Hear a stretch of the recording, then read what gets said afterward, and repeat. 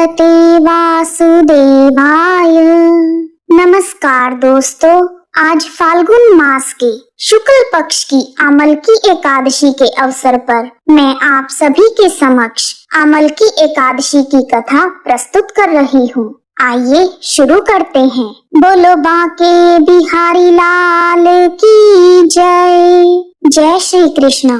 द्वापर युग में एक बार धर्मराज युधिष्ठिर ने श्री कृष्ण से पूछा, मधुसूदन, फाल्गुन शुक्ल पक्ष की एकादशी का नाम और महात्म्य बताने की कृपा कीजिए। तब भगवान श्री कृष्ण बोले, महाभाग धर्मनंदन, आपका प्रश्न अति उत्तम है। प्राचीन समय में यही प्रश्न राजा मांधाता ने महर्षि वशिष्ठ से पूछा था। तब महर्षि वशिष्ठ ने कहा, फाल्गुन शुक्ल पक्ष की एकादशी का नाम आमल की एकादशी है। आमल की एकादशी का पवित्र व्रत विष्णु लोक की प्राप्ति कराने वाला है। तब राजा मांधाता पूछने लगे, द्विज श्रेष्ठ, यह आमल की कैसे उत्पन्न हुई, मुझे विस्तार से बताएं। तब वशिष्ठ जी बोले, महाभाग, पृथ्वी पर आमल की अर्थात आंवले का महान वृक्ष है जो सब पापों का नाश करने वाला है। भगवान विष्णु के थूकने पर उनके मुख से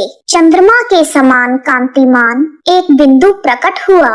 वह बिंदु जब पृथ्वी पर गिरा तो उससे आमल की अर्थात आंवले का महान वृक्ष उत्पन्न हुआ। यह सभी वृक्षों का आदिभूत कहलाता है। उसी समय ब्रह्मा जी उत्पन्न हुए और ब्रह्मा जी से इन सभी प्रजाओं की सृष्टि हुई। देवता, दानव, गंधर्व, यक्ष, राक्षस, नाग तथा निर्मल अंतःकरण वाले महर्षियों को ब्रह्मा जी ने जन्म दिया। उनमें से देवता और ऋषिगण उस स्थान पर पहुँचे जहाँ विष्णु प्रिय आमलकी का वृक्ष था। उसे देखकर देवताओं को बड़ा आश्चर्य हुआ। वह एक दूसरे पर दृष्टिपात करते हुए उस वृक्ष को देखने लगे और सोचने लगे कि हम विभिन्न प्रकार के वृक्षों के बारे में जानते हैं, किंतु इस वृक्ष के बारे में हमें कुछ भी नहीं पता। उन्हें इस प्रकार चिंता करते हुए देखकर आकाशवाणी हुई, महर्षियों, यह सर्वश्रेष्ठ आमलकी का वृक्ष है जो विष्णु जी को प्रिय है।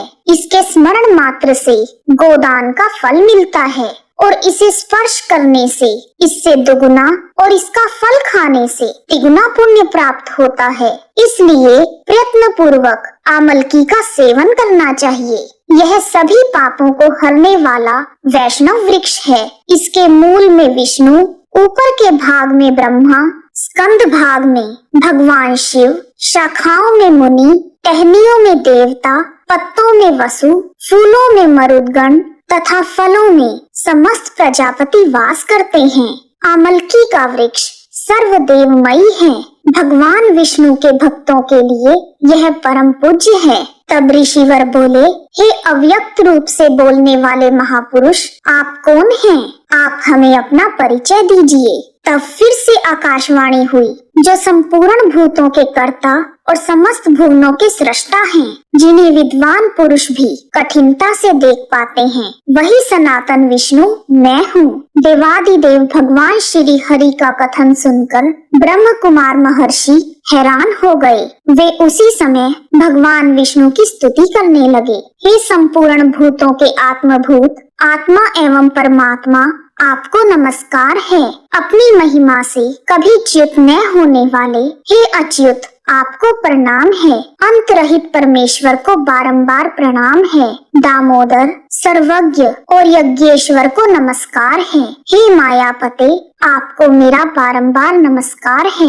आप विश्व के स्वामी हैं। ऋषियों के इस प्रकार स्तुति करने पर भगवान श्री हरि विष्णु जी संतुष्ट हो गए और बोले, हे महर्षियों, मैं आप सब पर प्रसन्न हूँ। आपकी क्या इच्छा है? तब ऋषि बोले, भगवान, यदि आप संतुष्ट हैं तो संसार के हित के लिए कोई ऐसा व्रत बताएं जो स्वर्ग और मोक्ष रूपी फल प्रदान करने वाला हो। तब श्री विष्णु भगवान बोले, महर्षियों, फागुन शुक्ल पक्ष में पुष्य नक्षत्र से युक्त एकादशी महान पुण्य देने वाली और समस्त पातकों का नाश करने वाली है। हे द्विजवरों, उसमें जो विशेष कर्तव्य है उसे सुनो। फागुन शुक्ल पक्ष की आमल की एकादशी में आंवले के वृक्ष के पास जाकर रात्रि जागरण करना चाहिए। इससे मनुष्य सभी पापों से छूट जाता है और सहस्त्र गोदान का फल प्राप्त करता है। हे विप्रगण, यह व्रत सभी व्रतों में उत्तम व्रत है।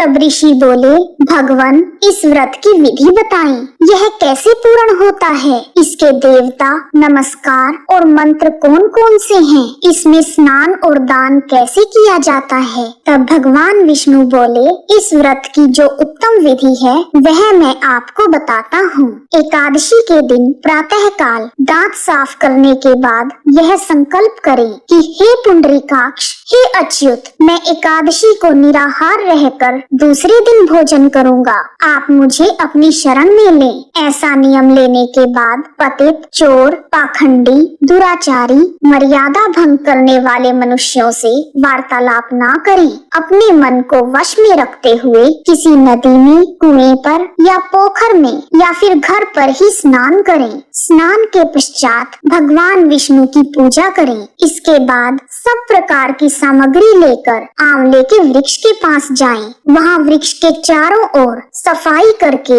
उस जगह को शुद्ध कर लें और उस शुद्ध भूमि पर भगवान विष्णु के मंत्रों का जाप करते हुए एक वेदी बनाएं और उस वेदी के ऊपर जल से भरे हुए कलश की स्थापना करें। उस कलश में पंचरत्न और इत्र आदि डाल दें। फिर उसे सफेद चंदन से सजाएं। फिर कलश के कंठ में फूल की माला पहनाएं। फिर वहाँ पर धूप की सुगंध फैलाएं और जलते हुए दीपकों को एक श्रेणी में सजाकर रखें और पूजा के लिए नया छाता, जूता और वस्त्र भी वहाँ पर रख लें। कलश के ऊपर एक पात्र रखें और उसे खीलों से भर दें। फिर उसके ऊपर अपनी सामर्थ्य के अनुसार परशुराम जी की मूर्ति स्थापित करें। विशोकाय नमः कहकर उनके चरणों की, विश्व रूपिणी नमः से उनके घुटनों की, उग्राय नमः से उनकी जांघों की, दामोदराय नमः से कटी भाग की, पद्मनाभाय नमः से उदर की, श्री वत्सधारिणी नमः से वक्ष स्थल की, चक्रिणी नमः से बाईं भुजा की, गदिनी नमः से दाहिनी भुजा की, वैकुंठाय नमः से उनके कंठ की, यज्ञ मुखाय नमः से मुख की, विशोक निधिये नमः से नासिका की, वासुदेवाय नमः से नेत्रों की, वामनाय नमः से ललाट की, सर्वात्मने नमः से सभी अंगों की तथा उनके मस्तक की पूजा करें। उसके बाद फिर श्रद्धा भाव से आंवले का फल लेकर परशुराम जी को अर्घ्य प्रदान करें और कहें, श्री विष्णु स्वरूप परशुराम जी, आपको नमस्कार है। आंवले के फल के साथ दिया हुआ मेरा यह अर्घ्य ग्रहण कीजिए। फिर भगवान विष्णु का नाम लेकर आमल की वृक्ष की 28 या 108 बार परिक्रमा करें। उसके बाद भक्ति भावना से वहाँ पर जागरण करें और आमल की एकादशी की कथा का श्रवण करें। रात्रि जागरण के बाद सुबह होने पर श्री हरि विष्णु जी की आरती करें। फिर पूजा में प्रयोग किया हुआ कलश और वस्त्र, जूता, छाता आदि सभी वस्तुएं किसी ब्राह्मण या जरूरतमंद को दान कर दें और मन ही मन कहें, परशुराम जी के स्वरूप में भगवान विष्णु मुझ पर प्रसन्न हो। और उसके बाद आमलकी का स्पर्श करके उसकी प्रदक्षिणा करें और द्वादशी के दिन स्नान करने के बाद विधि पूर्वक ब्राह्मणों या जरूरतमंदों को भोजन कराएं। फिर अपने परिवार के साथ स्वयं भी भोजन करें। इस प्रकार विधि विधान से आमल की एकादशी का व्रत करने से जो पुण्य प्राप्त होता है वह सभी तीर्थों की यात्रा के पुण्य से कहीं अधिक है। वशिष्ठ जी ने कहा, हे महाराज, इतना कहकर देवेश्वर भगवान विष्णु वहीं अंतर्ध्यान हो गए। तत्पश्चात उन समस्त ऋषियों ने आमल की एकादशी के व्रत का पूर्ण रूप से पालन किया। हे नृपश्रेष्ठ, इसी प्रकार आपको भी आमल की एकादशी के व्रत का अनुष्ठान करना चाहिए। तब भगवान श्री कृष्ण ने कहा, हे धर्मराज, यह उत्तम व्रत मनुष्य को सभी पापों से मुक्त करने वाला है तब युधिष्ठिर बोले, हे केशव, आपने अमल की एकादशी की पूजा विधि और महत्व हमें बता दिया है। अब कृपा करके अमल की एकादशी की व्रत कथा का वर्णन करें। तब केशव ने हंसते हुए कहा, धर्मराज, वैदिश नामक नगर में ब्राह्मण, क्षत्रिय, वैश्य और शूद्र एक साथ रहते थे। उस नगर में रहने वाले सभी नगरवासी भगवान विष्णु के भक्त थे। वहाँ कोई भी नास्तिक नहीं था। उनके राजा का नाम चित्ररथ था। वह बहुत ही विद्वान और धार्मिक थे। उनके नगर में कोई भी व्यक्ति दरिद्र नहीं था और वहाँ रहने वाला प्रत्येक मनुष्य एकादशी का व्रत किया करता था। एक बार फागुन मास की अमल की एकादशी आई। सभी नगरवासियों और राजा ने व्रत किया और मंदिर में जाकर आंवले के वृक्ष की पूजा की और रात को जागरण भी किया। रात में वहाँ पर एक बहेलिया आया जो बड़ा ही पापी था। उस बहेलिये को बहुत भूख लग रही थी, इसलिए मंदिर के कोने में बैठकर जागरण देखने लगा। उसने भगवान विष्णु तथा एकादशी के महात्म्य की कथा सुनी और पूरी रात वहीं पर बिताई। नगर वासियों के साथ वह बहेलिया भी पूरी रात जागता रहा। सुबह होने पर सभी नगरवासी अपने अपने घर चले गए और बहेलिया भी चला गया। उसने घर जाकर भोजन किया। कुछ समय बाद उसकी मौत हो गई, लेकिन उसने अमल की एकादशी की व्रत कथा सुनी थी और जागरण भी किया था। इसलिए उसने राजा विदुरथ के घर में जन्म लिया और राजा विदुरथ ने उसका नाम वसुरथ रखा और बड़ा होकर वह राजा बन गया। एक दिन वसुरथ शिकार पर गया और रास्ता भूल गया। रास्ता भूल जाने के कारण वह एक पेड़ के नीचे विश्राम करने लगा। थोड़ी देर बाद वहाँ पर मलेच्छ आ गए। उन्होंने जब राजा को अकेला देखा तो उसे मारने की योजना बनाने लगे। इस राजा के कारण उन्हें देश निकाला दिया गया है, इसलिए हम इसे सजा देंगे। राजा वसुरथ इन सभी बातों से अनजान वहाँ पर सो गया। तब मलेच्छों ने राजा के ऊपर हथियार फेंकने शुरू कर दिए, लेकिन उनके शस्त्र राजा पर फूल बनकर गिरने लगे। तभी राजा के शरीर से एक दिव्य वैष्णवी शक्ति उत्पन्न हुई। वह देवी अत्यंत सुंदर थी तथा सुंदर वस्त्रों और आभूषणों से अलंकृत थी। उनकी भ्रिकुटी टेढ़ी थी।